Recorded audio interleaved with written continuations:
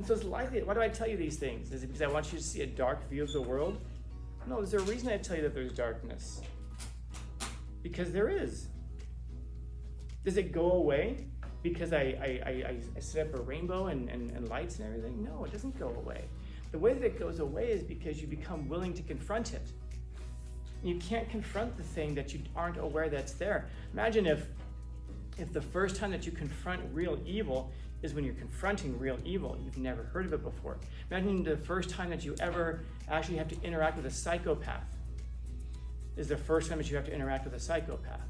And you have no idea what they are. You have no idea what to expect. And I don't say this to tell you the world is a dark and terrible place. I tell you this so that we can make it a better place by confronting evil. Because evil, one thing we know about it, it's not going to go away on its own. Evil doesn't have a bedtime. If you don't believe there's evil and cruelty in the world, you won't be prepared for it. And the reason you prepare for it is not because the world's a terrible place, but because the world is worth fighting for. And the people, I mean, I don't know about you guys, man, but everybody I love lives in the world. The world, that's where I keep all my stuff.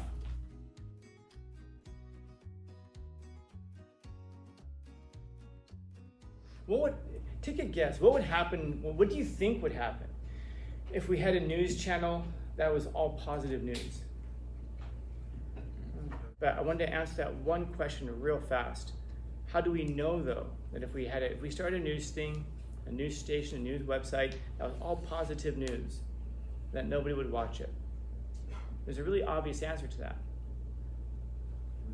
It's been tried. It's been tried. Take a guess. What happened to the news channel?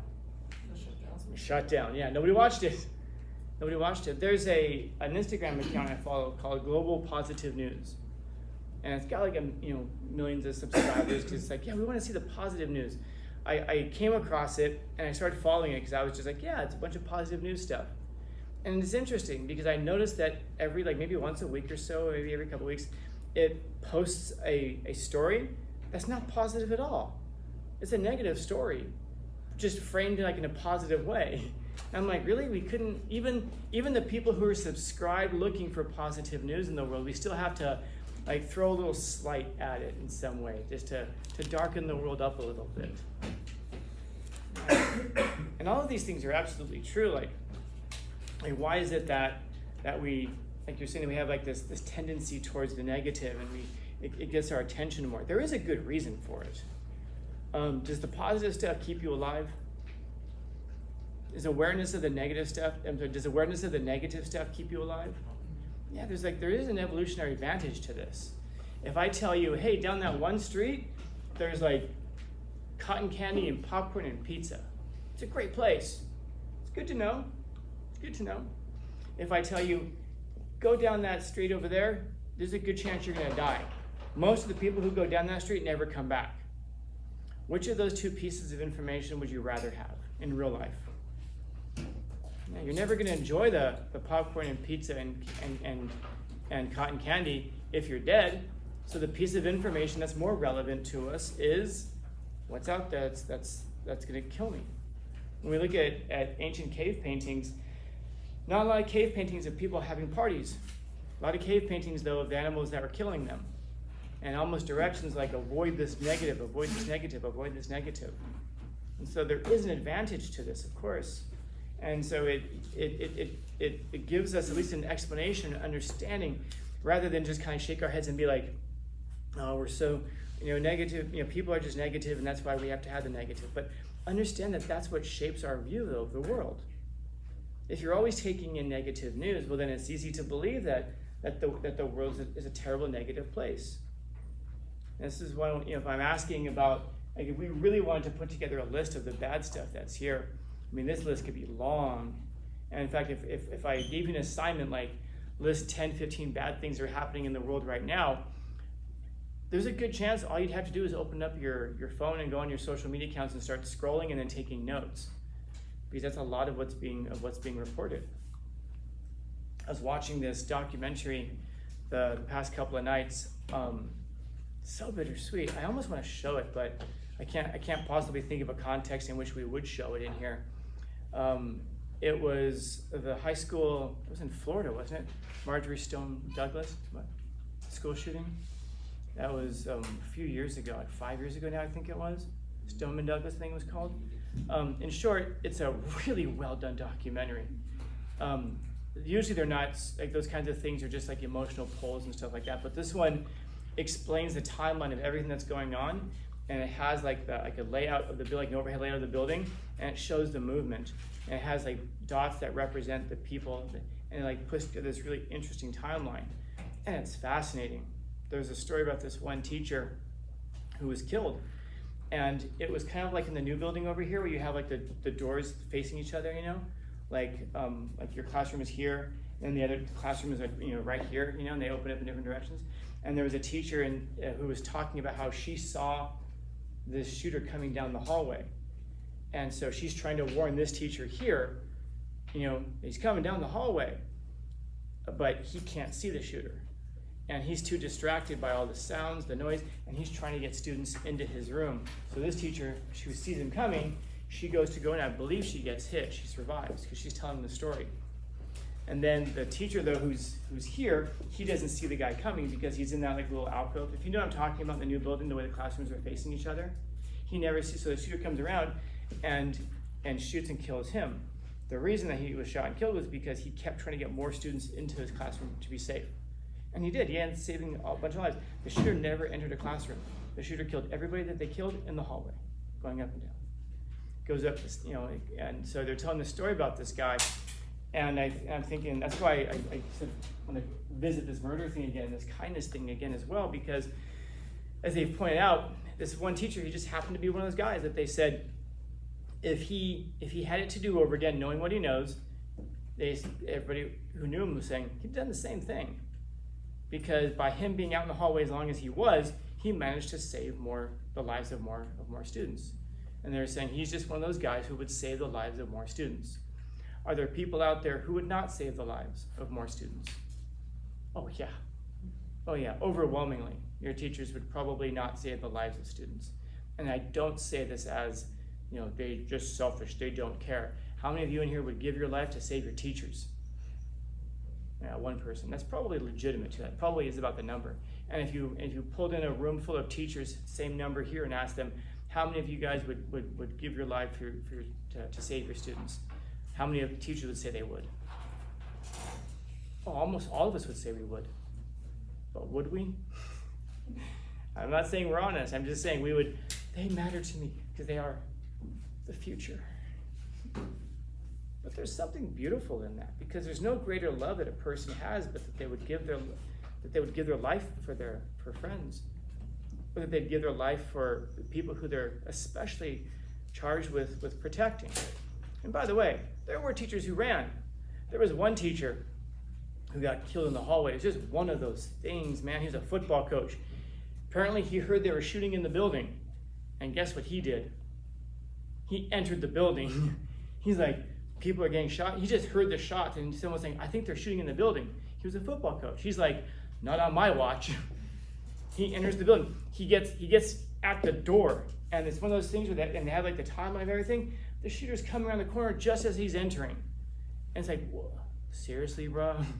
And he shoots him. The impact, the round hits him so hard it knocks him out of the building. But this was a guy who just heard shooting, unarmed. People are dying, unarmed. And he goes running into the building to try to save people. So at least there's two teachers there who would have done this. And there are probably more. And I don't know how, and by the way, how many students would have given their life to save their friends? Yeah, there was one of them in there, man. Of course, ROTC kid, of course. Little dude, like this big dude, is I don't remember where his parents were from. They're immigrants from somewhere in Asia, an Asian kid. And he was this little dude, man. And he was just accepted to West Point. If any of you guys know what that means, that's a big deal. This dude died because he was trying to get people ushered in to go down the stairs to avoid the shooter. He saw the dude coming. The guy was popping out around and missed him a couple times. He didn't run. He grabbed more people and pulled them and got them through the door and saved them. He was the last one, and he was gonna go through the door, and he got hit. And then he was admitted to West Point, and he was actually given military honors because of what he had done. And if you don't sit there and go like, man, everyone has to die, but my goodness, for something like that, there are worse ways to go, you know? And many of us would sit there and go, not me. That's fine. There's nothing wrong with you if you sit there and say, not me. Because you don't have a duty and obligation to do something like that. But that's what makes it so beautiful. Because there was a cop, a school resource officer, on campus, outside, on surveillance, standing at the door, who hears the shots going off. He tells people, get away from the building. And he takes his own advice. And he gets away from the building. He's the only guy on campus besides the gunman who has a weapon. He's the only person on campus, I think, who's even trained in any way. And he gets away from the building and he calls for backup, calls for SWAT. He retired 8 days afterwards. It's on video, and standing there and doing nothing about it. He ends up telling people afterwards, I thought the shooter was actually outside the building. Too bad, man. They have the radio transmissions when he's calling in and he's telling them he's in the building. This guy runs away from it.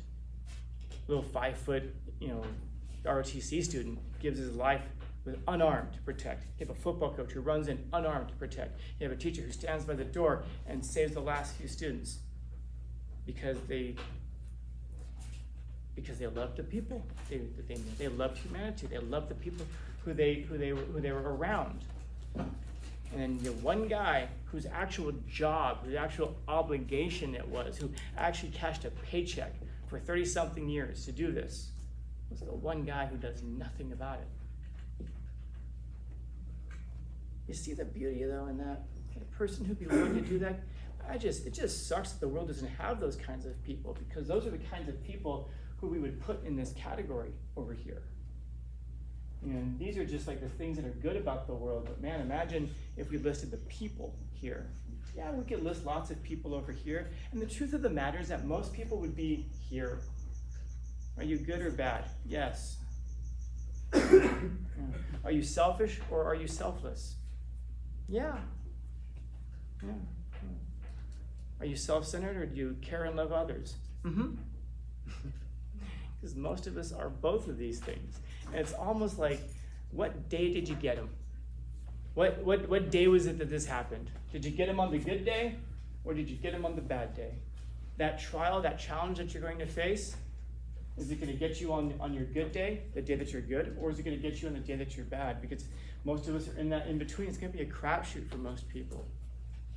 The hope is that we can end up more on the good side. And then at the end of all that, be able to say, it's a good person. But the circumstances are going to select that, largely. I wonder how many of you would do that, would give your life like that. I imagine it's going to largely depend on the day that you get caught up in it, who it is that you're around. Some students gave me grief last year because I was talking about it to my 5th period class, and they asked me if I would save them. I said, absolutely. And they go, would you save 3rd period? I said, eventually. I don't want to go rushing into anything, This screen used to be over here, so I was mimicking, hiding behind the screen, counting off the rounds, And they were like, that's terrible, that's terrible. I go, okay, how many of you guys would save me? Not one. They're like, well, because you've already lived. Well, how old do you think I am? I said, that's the danger. Some of you would survive that and still never live. And so it's likely, why do I tell you these things? Is it because I want you to see a dark view of the world? No, there's a reason I tell you that there's darkness. Because there is. Does it go away because I set up a rainbow and lights and everything? No, it doesn't go away. The way that it goes away is because you become willing to confront it. And you can't confront the thing that you aren't aware that's there. Imagine if the first time that you confront real evil is when you're confronting real evil. You've never heard of it before. Imagine the first time that you ever actually have to interact with a psychopath is the first time that you have to interact with a psychopath. And you have no idea what they are. You have no idea what to expect. It's one of those things that so we have to we don't do any favors by pretending that cruel enemies don't exist. We do a favor by letting you know they exist and then helping us to figure out ways to overcome it.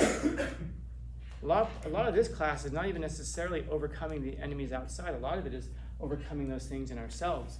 Because until we can weed out those bad parts of us, we're not prepared to stand up against the cruelty or against the evil.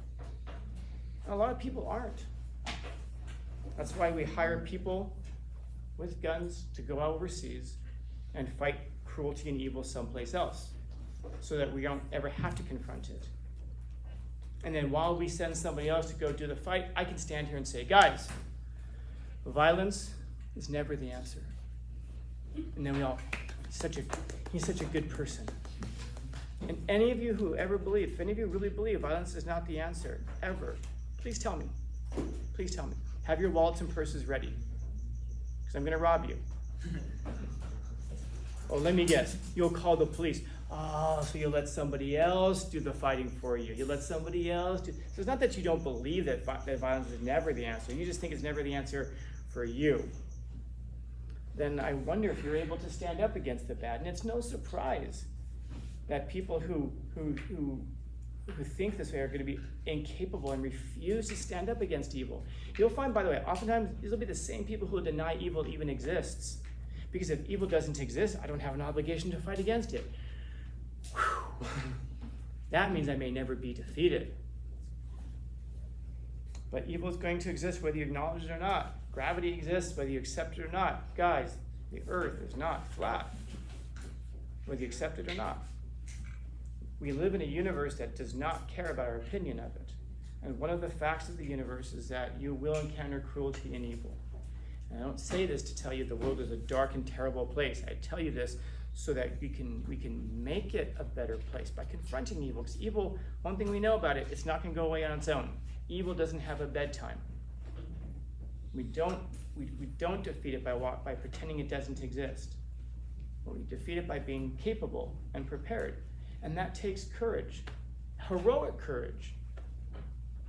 Because who knows what evil is capable of? If you don't think about evil, then you don't know what evil is capable of. And there are people I know who are capable of incredible evil. There are people I know who will spend their whole lives being taken care of by somebody and then turn on them and try to wreck them. Why? They have a bad day. And they say sometimes it's your own. Yeah, sometimes it'd be like that. Sometimes it's people you've never even met before. Someone who's following you down that dark alley that I mentioned earlier. So you recognize that it's there. Not so you walk around paranoid, but so it gives you a reason to prepare. So that when you confront it, you're ready for it. And you remember, if I told you guys, in fact, if I told you guys, run. Guys, run. Run!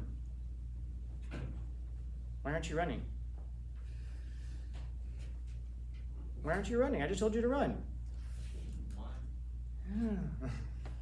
If you don't have a reason to, you're like, why? Anyway, if you see me running down the hallway and I say, run, hopefully that's a good enough reason for you to run. Because you know if I'm running away from something, we got trouble. If I'm running down the hallway, hopefully you won't be like, why? Fine, stay. One less bullet for me to worry about. If you have a reason, you're going to find a way to do it. You're going to do it. If I say run, why? Because I don't know, Godzilla's coming. Whatever. You look up and you see Godzilla. Okay, you're going to run. You have a reason for it. If you don't believe there's evil and cruelty in the world, you won't be prepared for it. And the reason you prepare for it is not because the world's a terrible place, but because the world is worth fighting for. And the people, I don't know about you guys, man, but everybody I love lives in the world. The world, that's where I keep all my stuff. You want you want it to be something that's worth living in, especially if any of you guys want to have children someday. Because the world that you accept and fight for is the one that you're going to bring them into, man. So what world are you going to bring them into? What model are you going to set? Because the evil is going to be there. There are serpents in the garden. But that's for another time.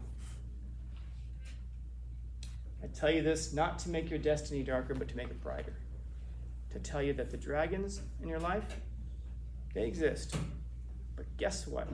The purpose of the fairy tale is not to tell you that there are dragons in the world. You already know that there are. The purpose of the fairy tale is to let you know they can be defeated. If you're ready, if you're prepared. I bet you, by the way, if you made this list, this would be way longer if you really gave it some thought, man. And hopefully that would tell you that it's worth making it even better. Yeah, these things exist, man, but so does the good. And that's what makes it maybe worth fighting for. So, questions, comments, concerns, complaints, criticisms, critiques?